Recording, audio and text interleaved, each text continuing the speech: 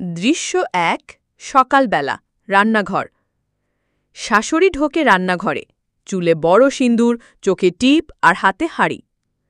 হায় রে কৃষ্ণ! বৌমা, সকাল সকাল রান্না না করে ফোনে কি ম্যারাথন চলছে? বৌমা: শাশুড়িমা, ওটা ছিল অফিসের মিটিং।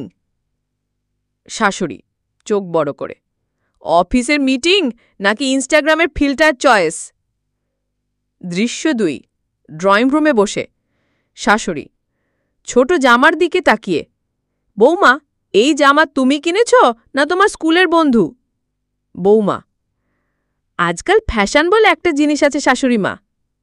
শাশুড়ি নাক সিটকিয়ে: ফ্যাশন মানে পুরো ঘাড় হাঁটু একসাথে দেখতে দেওয়া?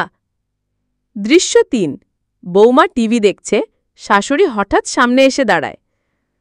শাশুড়ি টিভির রিমোট নিয়ে: এইসব সিরিয়াল দেখলে কি হয় জানো? বউ বউ করে মাথায় চড়ে বসে। বৌমা ঠান্ডা মাথায়: আমি তো আপনার মাথায় উঠতে চাই না, শুধু একটু বিশ্রাম নিচ্ছিলাম। শাশুড়ি আকাশে হাত তুলে: এই আমি মরলাম রে! বৌমা এখন আমাকে শেখাবে কিভাবে বিশ্রাম নিতে হয়। দৃশ্য ৪ রাতে খাওয়া শেষে। শাশুড়ি চোখ ছোট করে: আজ কি লবণ একটু বেশি হয়ে গেল না?